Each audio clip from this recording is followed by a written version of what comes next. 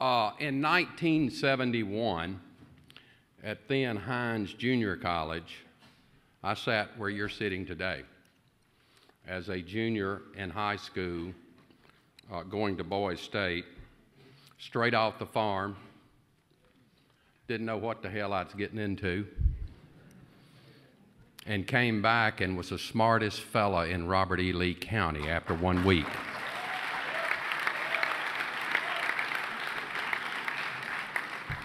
Thank you for accepting the invitation to be a part of what I consider to be probably the preeminent civic development organization for guys your age. It made a great difference in my life, and we may talk about that a little bit more. I was last in this building in 1977.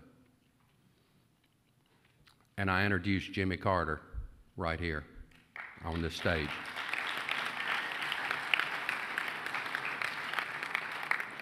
Lord willing and the creek don't rise, in 2 weeks, Northern District Public Service Commissioner and myself, Brandon Presley and myself, are driving to Plains, Georgia to hear Jimmy Carter do a Sunday school lesson. And I look forward to that. Life is still exciting at 59. Very exciting for me. I hope you live to be 59, and I hope your life has been as good as mine has been. Y'all are I generation. I do fair at that. Steve Guyton, when I entered Mississippi State University in 1973 as a freshman, my mother and I went to Tupelo Hardware Store in Tupelo and paid $695 for a slide rule, and we made payments on it. We didn't have computers. We didn't have this little suck jewel that I can't stand, but it's a way of life. That's where y'all are now. When you get home, I'm going to encourage you to do one thing. Some American Legion post had to sponsor you. Please don't email them, and please don't text them, but sit down with a pen in your hand and you write that post a letter and thank them for the opportunity that they have given you this week.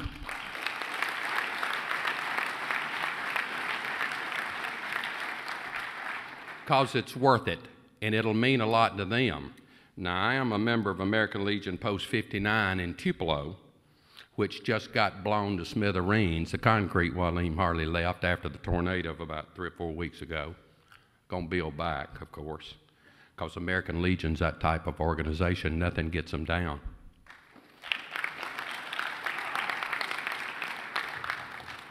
But how many of y'all are from Robert E. Lee County? Tupelo, Plantersville, Shannon, Nettleton, Saltillo. Pretty good showing out there. I might want to see y'all afterwards and talk to you, because I've been in the legislature now 31 years from Lee County, longer than any other elected official at age 59 in the history of Lee County since 1866. I'm not saying that to brag. I'm just saying that to say, to a degree, I'm mean as heck, and I know from whence I come and whither I go. And I tell the truth honestly as I see it. I am not one of those politicians that sticks the finger up to see which way the wind's blowing. Am I guiding? Never have been. And if you tell people the truth as you go through life, you can sleep good at night. You may tote a cussing, but toting a cussing will build character actually every now and then. But you need to keep, as Senator John Stennis would say, plow a straight furrow to the end of the row, and you won't have any problem. Now, I'm not going to preach to y'all. Shane told you I'm an undertaker by trade and have been for 40 years, so I'm around a lot of preaching. I probably know more about, or have heard more stories about heaven than all of y'all put together in this room, and I believe in it, and I want to go there someday. I just got through with a 41-day stay at the University of Mississippi Medical Center on the 17th day of January this year, while I was sitting at my desk at the state capitol awaiting the 2 o'clock convening of the House of Representatives. I got deathly ill. I mean deathly ill. So much so we keep a doctor of the day in the Capitol. At this particular day, it was an OB-GYN from Grenada, which didn't make me feel too good, but I knew I was sick, so the doorkeeper rolled me down to him, and he looked at me and he said, "There's stuff coming out of your skin. Your body's poisoned. You're septic. You're about to die. We're not even going to call the ambulance. I'm going to get the Mississippi Highway Patrol to take you to University Hospital." I came out alive. Only 18% lived.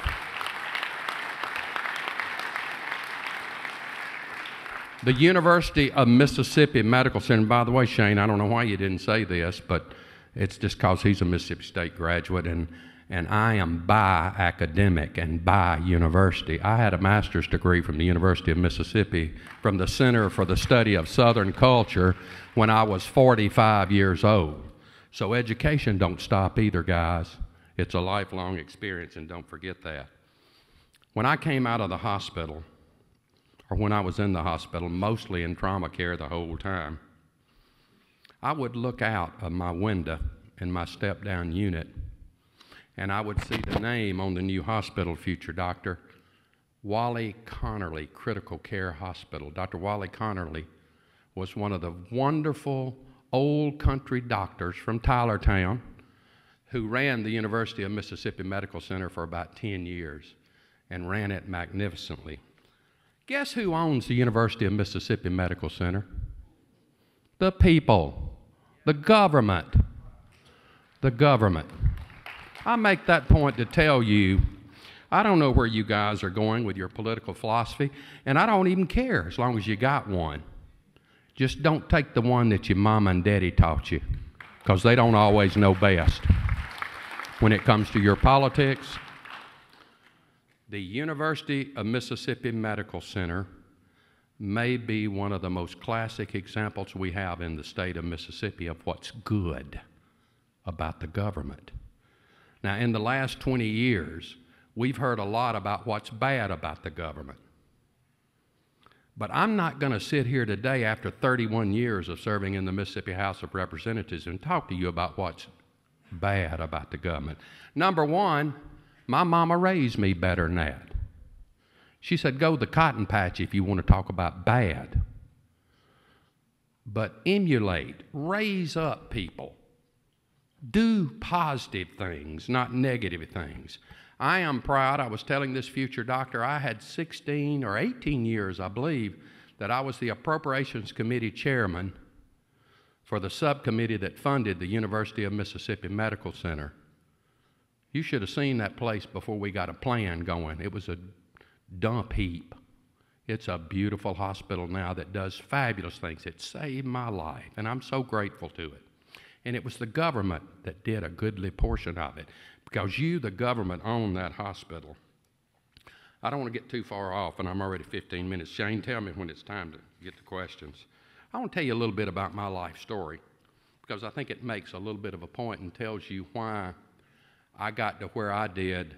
Is this echoing? I'm hearing an echo. Can y'all hear me? You can? Can I move away and talk? It's not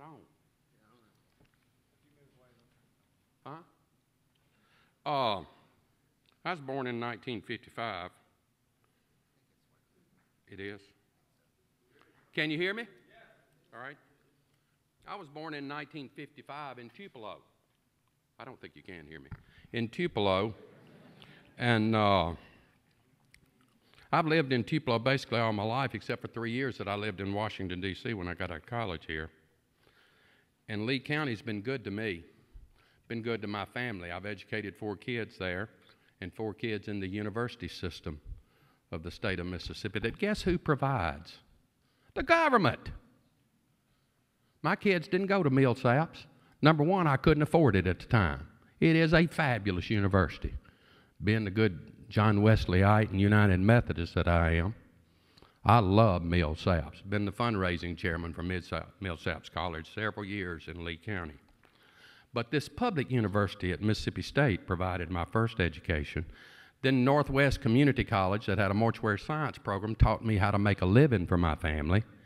And then when I wanted to shellac off my life, and try to figure out who I really was and what my future was about and why I was a Southerner and why that was so kinky, I went to the University of Mississippi and spent 3 years at the Center for the Study of Southern Culture and got a master's degree in Southern Studies, and probably learned more there than I've ever learned anywhere else, because I was 45 years old and I was mature and I had 4 kids. And I knew what my bearings were. And I'd already served, oh good Lord, 18 years in the legislature by that time. But I'll never forget living out on the farm at Plantersville, which is about, from Elvis Presley's house to my farm is exactly 6.5 miles. Oh Lord, Elvis is a good old soul too, isn't he? What a heritage we have with Elvis. I studied Elvis at the Center for the Study of Culture, Southern Culture at Ole Miss, and it was a pretty interesting study. But I shall never forget getting on the school bus to go to Plantersville School in the first grade in 1960, and having grown up on a fairly large hill farm. I thought Daddy was poor, but he wasn't. But he treated us like we were all poor, and that was okay. I didn't understand why Willie and Bubba and Fly and all the rest of my black friends didn't get on the same school bus that I got on.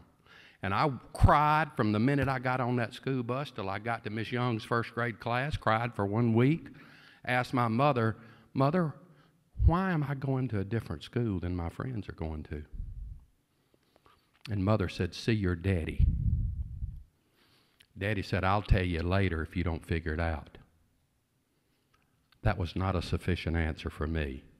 I had an inquiring mind when I was in the first grade. I had already read 45 books that summer at the Christopher Robin Room in the old Lee County Library. Thanks to Miss Bertie Patton, the bookmobile librarian that drove her 1948 model ironclad bookmobile to our farm, and told my mother when I was 3.5 years old, "Miss Holland, I'm here to teach your 6 boys to read and everybody else that lives on this farm. Don't ever quit reading books. I'll even give you permission to read Kindle if you have to, but at least go to an independent bookstore and buy 1 book and hold it in your hand and read it from cover to cover at least once. It's a great experience." I never did understand why until November the 2nd, 1963, at about 2 o'clock in the afternoon, 1:30 or 2 o'clock, over the intercom came the announcement: President John Fitzgerald Kennedy has been killed by an assassin in Dallas, Texas. At which point my 3rd grade teacher clapped and told us students, "I'm glad that end lover is gone." And I like to fell out. I was fighting mad. And I went on to 1968. My father was president of the Lee County School Board. And we had integration. And Martin Luther King was killed. And I wept again. And most folks cheered. And then Robert Kennedy was killed about 2 months later. And folks cheered again. And I said, what kind of crapping world are we living in? I don't understand what this is all about. And I got old enough. My father resisted integration. And then when the federal court decree came down, he, by the hand, integrated every school in Lee County. And for the next 6 months, 6 to 9 months, the 6 Holland boys had Sheriff's Department protection at school because people wanted to kill us. Now, that's the environment I grew up in. You're not growing up in that environment, and I'm so grateful for that. I'm telling you this to tell you that what shaped my life was the reality of lack of diversity. And it therefore has shaped my politics from the day I got there until this very moment. And it's made me what I am, a very left-leaning populist Democrat who believes in the government, and who believes that you as a citizen owe to the government certain things. Now, am I crazy? I own 3 funeral homes. I've done pretty good in the world. I'm pretty financially secure right now, not bragging. I've worked hard. I work 70 and 80 hours a week. And I reasonably well, Shane, keep my nose clean. Every now and then I get out on a tangent. Because I was born a redneck, and I hadn't got all that out of my system. And I can't help it altogether. But I look back. Steve Guyton and I were jostling with each other a few minutes ago. I said, Guyton, I remember when you were director of the Appalachian Commission under Cliff Finch, one of the finest Democrats that's ever been elected in the state of Mississippi. He said, yeah, Holland, I remember when Ronald Reagan got you to be a Republican in 1980, and he did. And I ran my first election in 1980 as a Republican and couldn't even get my own grandma to vote for me. Because my grandma was born in 1900 and grew up in the Depression. Her mother died from some fever, and she, as like an 18-year-old, oldest of 12 kids, raised those kids. And she said, I'll raise my siblings during the Depression. And I just can't be a Republican, and I can't vote for one. I can't defame my parents. I understood that.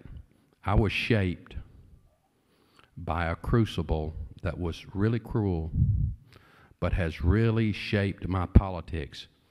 Governor Kirk Fordyce, who in 4 years I thought was the greatest thing since sliced bread and indoor plumbing, was good. He told the legislature, you're going to set aside 2% of all state revenues and put it in a fund called the Rainy Day Fund. What good fiscal management that was. And guess who took the lead and supported Governor Fordyce? That's conservative government. I still support that year in and year out. Now this year we've got about $480 million in the Rainy Day Fund. And guess what? On this campus, and when you go to Mississippi State, Ole Miss, Southern, Alcorn, wherever you go in this state, and you and your parents try to figure out how to pay for a public education. When I went to the legislature 31 years ago, the general fund was providing 57% of the budgets for the university system.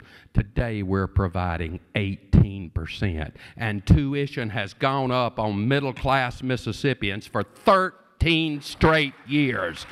That sucks. That is not right. And the government should be more involved and should pay more money and take some money from the Rainy Day Fund and decrease your tuition. Maybe half of you are rich. I hope you are. But my wife and I struggled to put our 4 kids through Mississippi's public universities. Well, excuse me. The oldest one aired and went to the University of Memphis. I don't know what happened to her, but anyway, she's doing pretty good. She's head of the art programs in the city of Memphis schools. So I think she did fine. I'm making a point to you guys. Shape your political philosophy and always be involved. That's very important. You don't have to get elected yourself. I was elected Commissioner of Agriculture, and guess what committee I chaired for 16 years in the legislature at Boise State? I was elected Commissioner of Agriculture. Chaired the Agriculture Committee. I think you heard from our commissioner this morning, Cindy Hyde-Smith, a great friend of mine. Most everybody, the Republicans have totally taken over government, all 3 branches, legislative, executive, and judicial. Am I ticked about that? No, I'm not. They took my chairmanships away. The victor gets the spoils in our political system, and there's nothing wrong with that. But I wish every now and then they would cry a little bit out of their glass eye. I really do.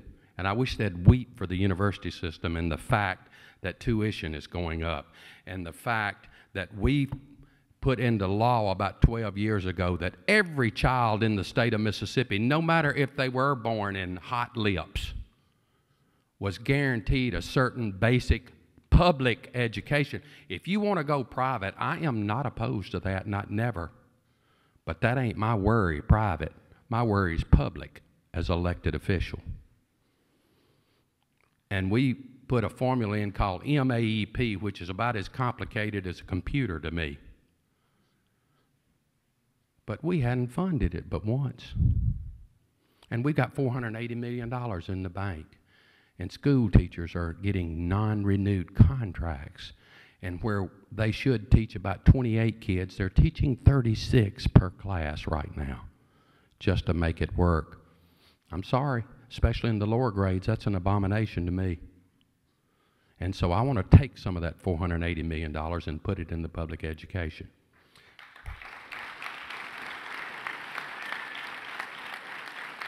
I was a part of the 1987 highway program that certainly in our part of the world, North Mississippi, finally built a 4-lane highway or two. I was proud of that. We taxed you when we put that into the law. You couldn't be a coward. You either supported the program and supported the taxes to fund it as we went, or you didn't. I just drove down from Tupelo just now, through Okolona and West Point and on in here to Starkville. And our road system is going to pot because we put no money in maintenance. How are we going to do that? Is that the function of government? I would want to see West Point get together and try to fund their 4-lane highway program, or Starkville, or even rich Tupelo. When Katrina came through and wiped the Gulf Coast away, it was real interesting to me that a lot of my colleagues were cussing the federal government and not wanting the federal government to help because the faith-based community and the private sector was going to clean up. Are you kidding? Are you kidding? It didn't happen. And I'll tell you this. I don't know if y'all old enough to vote yet or not. Are any of you old enough to vote? One or two of you maybe? Praise God. Thad Cochran saved the state of Mississippi in Katrina.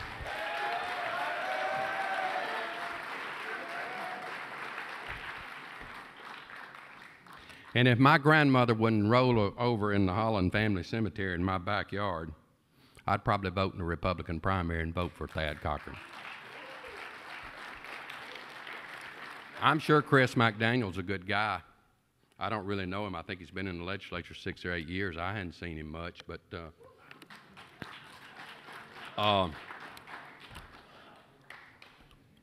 you sometimes get what you grow. It's what you get. I had to, the few days I got to be in the legislature this year because of my illness, my mother at age 82 is a judge in Lee County. Going to run for re-election next year. I said, Mama, you'll be 88 when that term's over. And she said, so? We got public service in our family. My wife's the mayor of Planters, while my brother's on the board of supervisors. So the Bushes of Texas and the Kennedys of Massachusetts hadn't got a damn thing on the Hollands in Robert E. Lee County.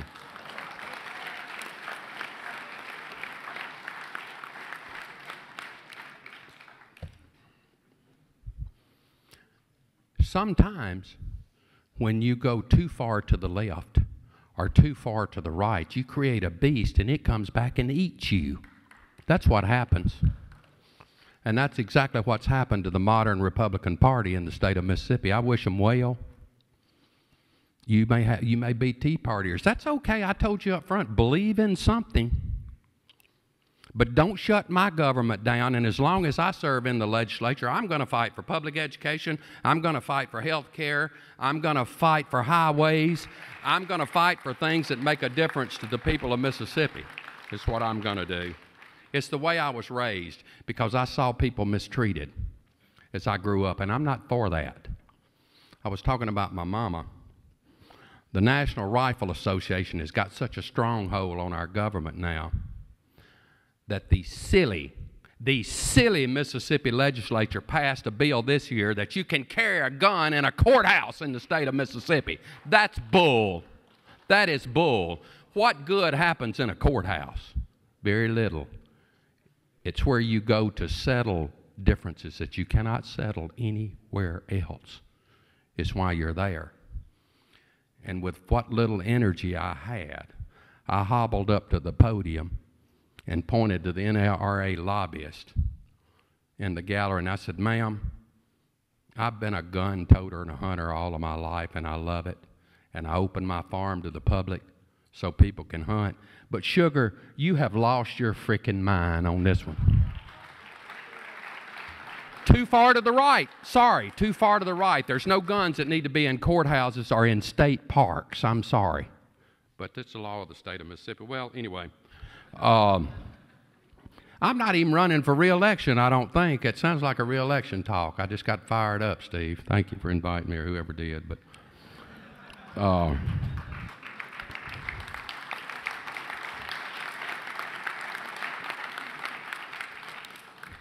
be thinkers as you go through life.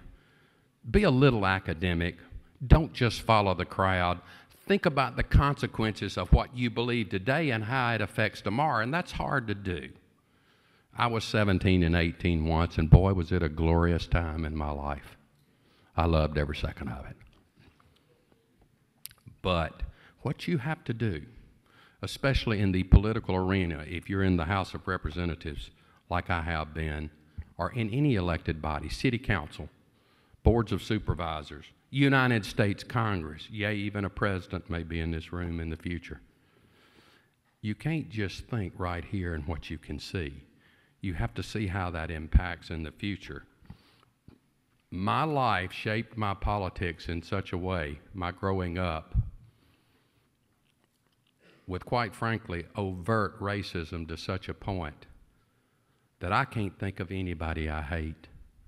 I love Republicans, and they have neutered me. I chaired the healthcare committees for 24 years in Medicaid, the most complex budget in state government, university hospitals, and the public health department and the mental health system. Guess what I've got named for me? A mental hospital and a mental retardation center. I'm very proud of that. Some of my constituents say it's because I'm crazy myself, and it could be.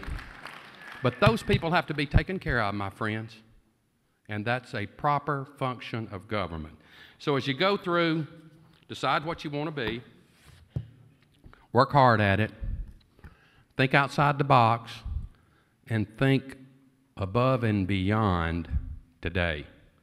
Because when you're in the political arena, the decision you make today affects folks way, way on down the road. I did not announce my retirement today. Let me clear that up.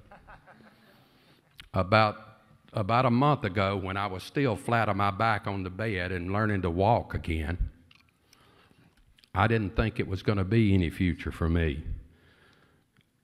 If the good Lord continues to bless me with recovering health, and the people of Lee County see fit, and old Stevie Boy decides he's going to seek another term, I imagine he's going to win. Because I'll get up early in the morning and go to bed late at night and knock on every door in my district. Plus, when you're the local undertaker in a county, you don't have to go out and see many people. They come to see you about every quarter, all of them, one sooner or later. And you get to stand at the door, and you get to hug all these necks, and you get to tote the cussings if they don't like you. And you get to accept the compliments if they do like something. It's honesty. It's a straightforward, direct approach. And it's the one that I've taken ever since I've been in office. And I think I'm too old to change that at this point. I've enjoyed serving, and I hope some of you take lessons from this week at Boys State, and that you think as you go through college, get involved in the campus government. I did here. And move on. And someday, an opportunity may open. The best time to run for a public office is when there is an opening. Jamie Whitten taught me that. You can run against the incumbent and you'll occasionally win because the sea changes, the tide ebbs and flows.